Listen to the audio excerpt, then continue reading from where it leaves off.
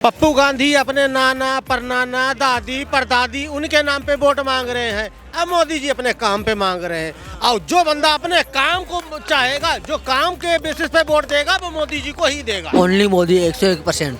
101%। हाँ, राहुल गांधी का क्या हो? कोविड में अगर वो होता ना खुद पीड़ित हो जाता।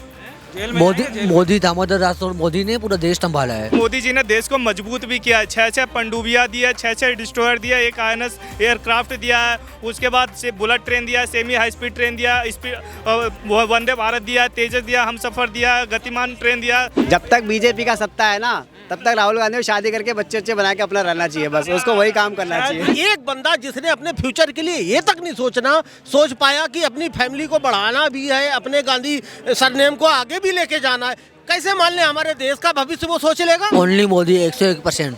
101%। हाँ, राहुल गांधी का क्या होगा? कोविड में अगर वो होता ना खुद पीड़ित हो जाता। मोदी दामोदर दास मोदी ने पूरा देश संभाला है। पप्पू गांधी अपने नाना परनाना दादी परदादी उनके नाम पे वोट मांग रहे हैं। अब मोदी जी अपने काम पे मांग रहे हैं और जो बंदा अपने काम को चाहेगा, जो काम के बेसिस पे वोट देगा, वो मोदी जी को ही देगा। पप्पू ने कोई अपना प्रोजेक्ट दिखाया पब्लिक को? पप्पू गांधी ने कोई अपनी भविष्य के लिए, भारत के बेहतर भविष्य के लिए कोई अपनी परियोजना बताई? मोदी जी तो पता नहीं कितनी लॉन्च कर रहे हैं और लॉन्च नहीं कर रहे हैं, उनका समापन कर रहे हैं। पहले तो लॉन्च करते हैं, बाद में उसका समापन कर देते हैं कि हाँ जी हमने आपको दे दिया। 2024 में बीजेपी भारी बहुमत से विजयी होने वाली है। मोदी जी तीसरी बार प्रधानमंत्री बनने वाले हैं। सही बात है, बीजेपी आने वाली 2024 में। विपक्ष है कहीं? विपक्ष कहीं नहीं है, 1% भी नहीं है विपक्ष, और आएगा भी किस मुद्दे पे? भाई साहब, लोकतंत्र का मतलब है पब्लिक की राय, और पब्लिक की राय का मतलब है वो पॉलिटिशियन या हमारे देश का लीडर जो पब्लिक के वेलफेयर को फर्स्ट प्रायोरिटी दे, ना कि अपनी फैमिली, ना अपने दादा नाना के बाप को, ना अपनी माँ को। सिर्फ मंदिर ही नहीं दिया, मोदी जी ने देश को मजबूत भी किया है। 6 पनडुब्बियां दिया, 6 डिस्ट्रॉयर दिया, एक INS एयरक्राफ्ट दिया है, उसके बाद से बुलेट ट्रेन दिया, सेमी हाई स्पीड ट्रेन दिया, वंदे भारत दिया, तेजस दिया, हमसफर दिया, गतिमान ट्रेन दिया। सारे ट्रेन सिर्फ मंदिर ही नहीं, इंफ्रास्ट्रक्चर को भी मजबूत कर। भाई साहब ने जो कुछ भी बताया वो हमारे देश की क्रीमी लेयर के लिए था। जड़ों से जुड़े जो लोग हैं, गरीब लोग जिनके पास दिहाड़ी तक का भी टाइम नहीं है, उनके लिए भी बेनिफिट को मोदी जी ने पहली प्राथमिकता दी है। तो अब विपक्ष आगे क्या सोचे? विपक्ष क्या सोचेगा? पप्पू गांधी नए कहीं नौटंकी करेगा 24 तक। भारत भ्रमण करेगा विपक्ष, और कुछ नहीं करेगा। 2024 में मोदी के आने के बाद भी वही होगा, फिर 5 साल भारत भ्रमण करेगा। काम धंधा है नहीं उसके बाद, वो ऐसे घूमता रहेगा, आवारा आदमी है बिल्कुल, उसके पास कोई काम नहीं है। वो एक निर्दलीय का चुनाव नहीं जीत सकता, नगर निगम का चुनाव नहीं जीत सकता। जब तक बीजेपी का सत्ता है ना, तब तक राहुल गांधी को शादी करके बच्चे बना के अपना रहना चाहिए, बस उसको वही काम करना चाहिए। एक बंदा जिसने अपने फ्यूचर के लिए ये तक नहीं सोच पाया कि अपनी फैमिली को बढ़ाना भी है, अपने गांधी सरनेम को आगे भी लेके जाना है, कैसे मान ले हमारे देश का भविष्य वो सोच लेगा। जितनी बार भी वो कोशिश करते हैं सत्ता में वापस आने के लिए, उनके पास कोई भी ऐसा एथिकल मुद्दा नहीं है जिसको वो पॉइंट टू पॉइंट जनता तक वापस दे सके। विकास जीरो, सिर्फ अपने परिवारवाद की राजनीति कर रहे हैं, अपने परिवारवाद को बढ़ाना चाह रहे हैं।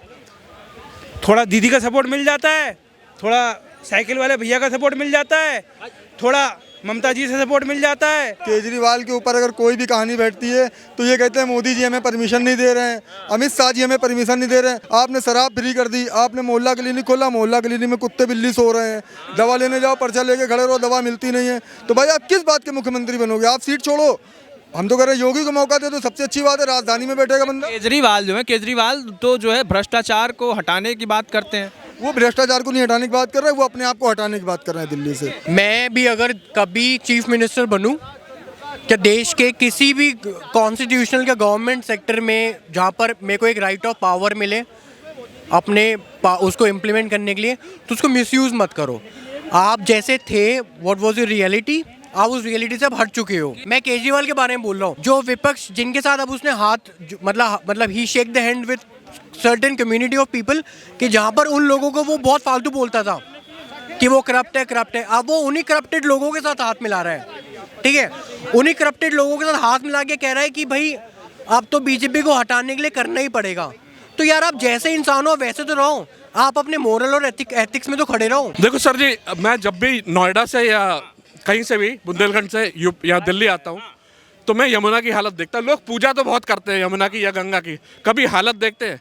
एक्सप्रेसवे बना हुआ है, उससे गाड़ियों से पेट्रोल का बहुत खर्चा होता है। कभी ये सोचा है कि जो अगर आप नाव से जाओगे मथुरा, नाव से आप मथुरा जाओगे तो वो खर्चा कितना कम होगा? बहुत कम खर्चा होगा। स्पीड बोट्स लगाओ, इस तरह से स्पीड बोट्स लगाओ, बहुत कम खर्चा में आप मथुरा या फिर बुंदेलखंड पहुंच जाओगे। जहाँ भी नदियाँ हैं इंडिया में, बहुत सारी नदियाँ हैं, जितनी नदियाँ हैं इंडिया में साफ होनी चाहिए। एक धरोहर है वो, उसमें मछलियाँ रहती है। राम राज्य आ गया कहते हो ना, जब राम राज्य आ गया तो उसमें पशु पक्षी ही हमेशा बिल्कुल स्वस्थ रहने चाहिए। नरेंद्र मोदी के विकास पे कुछ बताइए, कितना खुश है? भाई साहब हम तो बताते हैं शुरू से, हम तो खुश हैं। कोई बेकार थोड़ी अच्छा काम कर रहे हैं। प्रधानमंत्री ने बनना चाहिए दोबारा बनना चाहिए। 24 में किसे वोट जाएगा? एक ही को जाएगा, मोदी जी को। और किसके जाएगा? कोई है टक्कर में? कोई भी नहीं है। अब तो सोचते थे बेकार हो चुके हैं सब। टक्कर में होंगे कैसे?